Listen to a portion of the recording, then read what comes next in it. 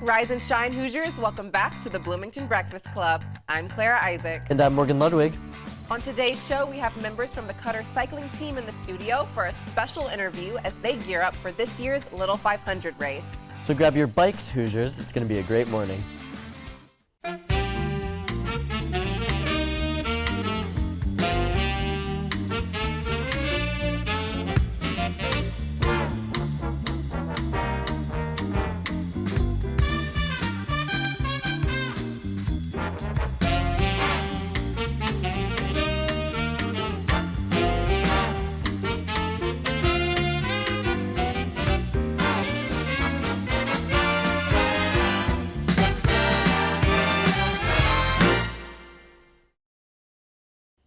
And now it's time for the unnecessary updates of the day. Joining us is, of course, Hope Arauco. Thank you so much for being here, Hope. Hi, guys. I'm so happy to be here. I love chatting with you. Hope, quick question. Favorite Grateful Dead song? Okay, I'm going to expose myself, but I only own the shirt because my mom bought it for me because of the dancing turtles on it. That's fair. I don't really listen to much Grateful Dead. So I don't listen to them a bunch. And I don't know any of the names of the songs, but I do like the vibes they give off. It's very like... Fake fan. Yeah, fake fan, only fan for the turtles. What are those bears wearing around their neck? What the clowns wear? I don't know. Oh, I got you. Fur of different color. I don't know. They just dyed their like neck fur. This sun is pretty cool though. There's a skull in it. This has turned into an extra unnecessary update. Extra unnecessary update. Hope is a fake fan of Grateful Dead. So Hope, you want to kick us off with your first actual legitimate unnecessary update? I will. My good friend Alyssa told me this update, and it is that Millie Bobby Brown is engaged to Jake Bon Jovi, aka Bon Jovi's son, and Millie's 19 years old, and Jake is 20, so they're youngins, but they are on the way to getting eloped, apparently. That's so crazy. Interesting. I could not imagine myself right now at this point in time getting married. Neither could I. Like, she's literally younger than me. A year younger than me. I cannot imagine. Yeah. I couldn't. And what a weird pairing, too. I wonder how they met. I was going to ask you. I don't know how they met. I just saw, Is Bon Jovi's son, like, famous at all, or is he just, like, Bon Jovi's son? I didn't even know Bon Jovi had a son. Maybe he's just part of, like, the scene. You know how some, like, celebrities, like, children, they kind of just... They're just around. They're just around. They're not necessarily famous, or they don't really do anything. They kind of just, like, vibe. He was probably just, like, there in the background, and she's like they were both at the same event, and it was like, hi, who are you? Something like, who's that mysterious guy in the corner? He's like, I'm Bon Jovi Jr. It literally is fan fiction. Meeting of Millie Bobby Brown and Bon Jovi's son. Yeah, it's somebody's like far-fetched dream coming to life. You guys got an update? I do. I can go. So mine is a little bit more local. So a restaurant called Topper's Pizza just opened near Kirkwood, right? And I'm just wondering, do you both think that we need any more pizza places here in Bloomington, or would you rather have had like something else? I think we need more pizza places. Really? I think we need less chicken places. That's what we need. I agree with Morgan. There's so much chicken in Bloomington. Because it's crazy. I tell all my friends back home, I'm like, you need to come to Bloomington. I'm going to make you try every single pizza place. I just saw the new pizza place. I was like, guys, there's another one we need to add to the list. Yeah. Nobody is going around saying we need to try all the different chicken places. Because you'd be here for like a year. It's There's crazy. So many of them. I almost feel like we have a lot of pizza too. Maybe if they did something different, like maybe I'm boring, like a smoothie place. There's something like that. There's some good smoothie bowl places around here, yeah. Rush Bowls is really good. Rush Bowls is great. In Bloom, yeah, right next to my house. I go there all the time. But no, I need to try those. All the pizza places in Bloomington are like really good though. Yeah. So like adding another one is your just like favorite another layer. Local pizza place? Depends on my mood. If it's like 3 a.m. after the parties, I'm going to Goodfellas. Yeah, okay, I'm so glad you didn't say Pizza X. I've never been to Goodfellas. Pizza X sucks. Overrated. I like their breadsticks. Not as good as Goodfellas though. Goodfellas is that is true because they're huge. Yeah. They're so awesome. Goodfellas You've never been there? I haven't. You gotta go. Should I try? I like 3 a.m. after a party. Yeah. No, only at 3 a.m. so I can't go any other time. The slices are like this they're big. They're huge. They're so good. Giant breadsticks, and you can get like a slice and a breadstick for like. I also like the $4. Avers. They're like the potato one, the cream and crimson. They're like potato. What's yeah, on it? it's like a white sauce with bacon and like potato At Goodfellas? ribbons. No, at Avers. Oh, It's I've like a never been loaded to potato Avery's. pizza kind It's of. so good.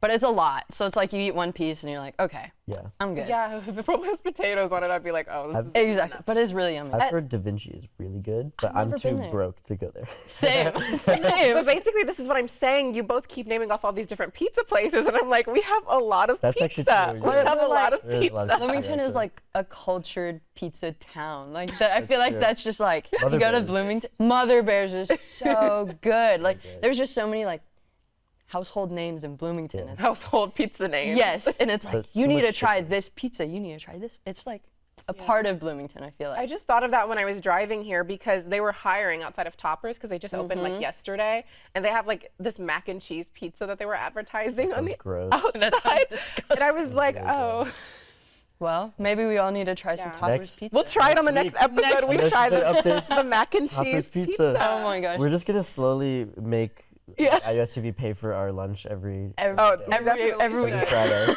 That would be great. All right, so my unnecessary update. I feel like it's gonna spark a lot less conversation. No. Yeah, it's, That's okay. It's not a very good update, but I thought it was really, really funny when I saw the update and I read it. But apparently, Matthew McConaughey is claiming that him and Woody Harrelson are secretly brothers. And what's his like reasoning? Well, I was looking at the article and basically because they've been like best friends for like forever. They're like the like Hollywood bromance. they're The It romance. yeah. But apparently Matthew McConaughey was like I forget exactly what happened, but it was like a DNA test or something, and or like he found out that his father wasn't like who he thought it like it wasn't actually his father. T. Oh. And then I don't know. I guess this they're recent? brothers. Yeah, Was they're this, like like, they're recent half that he found brothers. that out? Yeah, Did it was like a last week I think. Do they both like agree, or is it Yeah, one of they're them? both like yeah we think we're brothers. Huh. Is it bad that I don't know who Woody Harrelson is? What? I need a Hey face. Mitch, The Hunger Games. That's Woody Harrelson? Oh Wait, my god. that is right. I have no idea. No, that's yeah. I'm that's so Woody bad at Harrelson. connecting I would names not with know. faces. No, that's definitely. I second guessed it. Oh, so you don't know who Definitely Woody is. Harrelson is either. He's also Got it. in Zombieland. I haven't never seen Zombie. I love that you've just had like film updates for your unnecessary That's- update. Like, Wait, no, I gotta look it up though, because now I'm scared Such that a Woody film Harrelson's buff. not who I think he is. Wait, one second. I'm gonna read an double check. article and you think it's don't mind us, something everyone. Morgan's completely just different. You guys Googling. just keep. We can just keep talking about this. pizza, like Topper's Pizza. Is it? Have you ever heard of that place anywhere else? Because Okay. No, it may be yes, like a local- Yes. Hey Mitch is Woody Harrelson. Oh, okay, I was- perfect. You guys made me second guess myself. Matthew McConaughey. Huh? I've only seen Hunger Games, like maybe like in bits and pieces. I haven't seen Hunger Games all the way through. What? You should Best watch it. movies. They're pretty good. I know. Best I book don't to like movie I don't like adaptation. gore. Like I don't like blood, like violence. That might be problematic. So Yeah. yeah, that's why I don't. Hunger Games is pretty dark, but you know, it's got some It great is. characters. Yeah.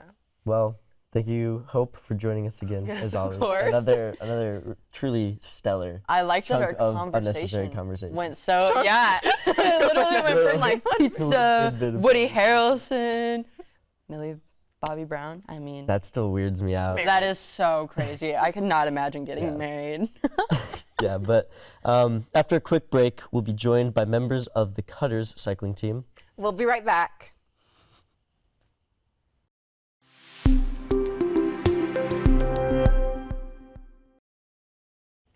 Now joining us are Torin and Judah from the Cutter cycling team. Thank you for coming on the show. Of course. Thank you so much Thanks, for guys. having us. Thank you. Appreciate it, especially you guys taking the time out of the day to come. Oh, just less than a week before your big Yeah. event. You know, you guys are probably really busy training, so we appreciate you coming out, talking to us. But for those watching the show who might not know, can you just explain kind of the layout of the Little 500 and what exactly you guys are going to be doing this weekend? Sure. Little 500 is basically an intramural cycling event. It's called the Greatest College Weekend, you know, big hype. But there's 33 teams. They train all year. Each team gets 4 riders. We ride 200 laps around a cinder track. And first one over the line finishes. And then we have exchanges. That's a unique part of the race. You get to go between your 4 riders. And really, like, the coolest part about it is just how involved the students are. It's a student-made race for students. It's a great event. Yeah, it definitely sounds like it. So your team placed first in quals. So what did that feel like, and did it give you any momentum heading into the race this weekend? Momentum was huge. Getting first place at quals, it kind of like, you know, you put in all this work all year and you actually get to compete, you do something with it, it makes you feel really good. Yeah, hopefully I can carry on that feeling race day. So what's your guys' strategy approaching the race? Ooh, strategy. Because it's 200 laps, so are you doing 50-50-50, or do you have any, are you trying to mix things up? Well, strategy, obviously, we don't want to talk too much about yeah. it. That's fair. But That's fair. it comes down pretty simply. A lot of the times, you just have to trust your teammates. Each teammate has a job to do, whether it's taking up laps, going for a sprint at the end, whatever it is. And we talk about it all year. We had 7 guys on the team. It comes down to the 4 best guys. And coming into race day, whatever our best chance to win is, like, we're gonna take that and we're gonna do our jobs and execute it the best we can. Yeah. And what's your training regimen look like, especially these past couple weeks right before the event? Yeah, past couple weeks we haven't been doing as much, but the year beforehand, we take into account a lot of like cycling, endurance training. This kid here, he rides lots and lots of miles. Lots of miles, yeah. 1 week or 1 month I was doing like 500, 400 miles a week. Wow. Quite a lot, yeah. That is crazy. I can't even like think in my head like how much that is really. Like I know it's like 500 miles. That's obviously how much it is. But that's just like, it's very difficult to Oh, it's not comprehend. fun. Yeah. So what made you both want to be cyclists, and how long have each of you been cycling? For me, it was like my sophomore year. I found a bike in my dad's garage, and I just started riding around on it, and I realized I really liked it. And from there, I had family who had done cycling before, and they kind of got me more into it. And growing up in Bloomington, I had watched Breaking Away, the movie before. So as soon as I got into biking, and then I was going to IU, I was like, Little 5 sounds pretty fun. But yeah. It was destined from the beginning. Yeah, almost. Yeah, I kind of like touring. I'm also from Bloomington, but I get most of my experience or drive from my dad. He was a pro cyclist back in the days, and Oh, nice. he got me into biking and stuff on the trailer bike, just going for long rides, sometimes falling asleep on the back.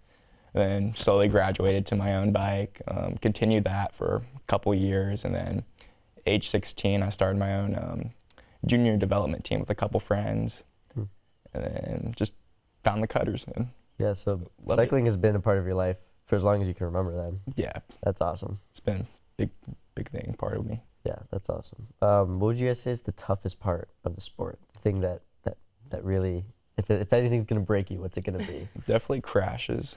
Oh, That part yeah. sucks. Yeah. Had many of those, not fun.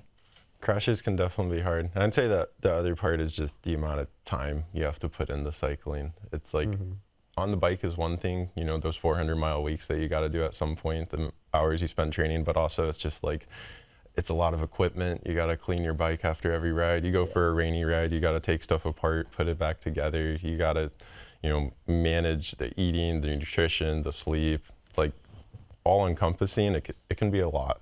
Yeah. Pretty expensive too. Expensive. The money's hard sometimes. Yeah, that's- So what all do you that's- have to pay for? Like what are some of the biggest expenses? Bikes is definitely a big one. Yeah, because Some bikes will range from like 6,000 to 12,000 for a good bike. Yeah, it's I was surprising. thinking those are like 3,500, $4,000 right now. Pricey Jeez. for them super bikes, yeah. That is crazy. Well, 5 bikes a little cheaper, like 400. But So it goes from like 400 to maybe like $6,000. Wait, the bikes you guys race with are only 400, but then the for the frames, yeah, and stock parts, and then we'll buy like upgrades like wheels, crankset, handlebars, and that'll like up the price to like $1,000, maybe $2,000. yeah. So are there like regulations that the race has for what like frames you can use? Is it like stock, so everybody has to use the same frame, or is it? The rules right now, it's basically that you have to be on the Little 500 frame, the current one for this year. They come out with a new one every year. Gotcha. But as far as like what you can replace it with, a lot of teams can. Right now, you're allowed to like add your own wheel set on. You can change the crank out as long as like it's a specific 3-piece bottom bracket. Like there's a lot of bike lingo that you can get into there. Cool. But like you can change most of the stuff out. But it is kind of a hot topic right now in Little 5 on whether or not they should switch to just stock parts or just allow the upgrades. Because some teams feel it's unfair that teams maybe with more money or something like that can upgrade to these parts, while other people will just be on stock parts. Yeah. So there's already rules, votes like coming next year where they'll be deciding whether or not that changes. Yeah. Awesome. That's also interesting, and it's one thing to hear about it, but now let's try it out and see if Morgan and I are cut out to be cutters. Welcome back. Judah and Torin have brought with them a couple of Little 5 bikes with a couple of rollers that they used to train on. And so Claire's going to be asking some questions to Judah while Torin is over here trying to help Hope and I learn how to use these things. We tried it a little bit before now, and it's very scary. So we'll see if Hope and I can. We're gonna try our best, that's for sure. You guys got Yes, so while Morgan and Hope are trying that out, I'm going to interview Judah a little bit about what exactly this contraption over here is. So, Judah, what exactly is this? Okay, so these things are called rollers, Rollers. and it's Get the basically feet on the a pedals way straight to up and ride down. your bike stationary. You can ride a little 5 bike, road bike, pretty much any bike, Come on, you got without you got- going you do outdoors. it. Or you can set these out take if the weight you off of want. I can't. Basically how it works is Take the weight there's off of 3 me. cinders that are Oh my god. Okay, yeah. that you put your Thank back you. wheel on, which has 2, Morgan? and then front wheel on. I can't. And then there's a rubber band that connects the 2. So You're good. You're you're good. pedaling, and it's just going. All right, If you foot on wanna the balance pedal on something. first. What exactly is the history of this? Is this fairly new, or have people been doing this? And on me. This dates back pretty far back. Now we got stuff like Zwift. Feet where on you the can do pedals, online and now try to biking, put as online little weight racing, but on me before Before you start then, pedaling. we Don't had hold it. Don't hold rollers. it. There you I go. think it's been around since the 1970s, 60s, maybe in 50s. I'm not too sure. Don't quote me on that. So, why would you use these rollers instead of riding around a track or going outside? Usually you would use these to warm up. Other than that, you will ride these down during at the my winter wheel, when it's getting like so close too cold to go outside, too rainy to go outside. Like a snake. Sometimes you just want to watch a Netflix show, so you just put that on Give and another shot. just pedal away. That seems like a good form of Yeah. exercise, though. Kind of like how you're like riding a stationary bike and watching a show. Yeah, it's like a great way to get miles in, like with not putting that much effort in, because there's no hills or anything like that. You're just riding One hand straight, on me. flat, pretty much that. Would you say this is harder than like riding your bike outside, or is it Both just like feet on the pedals different? and like balance. Like no weight on. Don't. There's aspects that are harder. Like find the weight. Find the weight. Where Once it's like getting started, it's kind of It helps hard. if I Like, get closer sometimes. Yeah. you could easily fall You just gotta off, start but pedaling and trust it. Like. Oh yeah, we not can too bad. see that you can As you can easily tell fall over there. off. Morgan and Hope are doing But like the danger factor with riding with this isn't that bad. You got it. You're Like you there. can't get hit by a car there, unless bro. you're on a road or something. Okay, But yeah. I'll do it. So how often would you say you do this? Would it only be when you're just like warming up? Warming up, yeah. Did you do it for 1 I actually second really do and not then like do it rollers for because I me? find it quite boring. We both got it. So yeah, because they're just in one place, and I'd rather be riding outside. on We the got road time, or we got something. time. You got this. Here. But yeah, warm-ups, I'll do this. Winter, I did a lot of rollers, couple 3-hour sessions. You got this, man. Straight torture, but got it done. Yeah. Hand on my shoulder. I need to do Don't that. start I definitely need to do okay? that. So Yeah, we're on the gonna bike check in first. over here with Morgan and Hope and see how they're doing. Did you get it? 1 second, I got it. 1 second, you And got I'll it. take Are your it. feet Did Morgan get it? Morgan got it on the pedal. for a few seconds you go. before. Okay. Oh, Hey, see? 1 second. That's all we need. 1 second. okay. Well, thank you so much, Torin and Judah, for coming in and demonstrating this for us today. And we wish you the best of luck this Little 5 weekend. Thank you so much. Yeah, thank you guys. It's a ton of fun. It was so cool. Thanks, guys.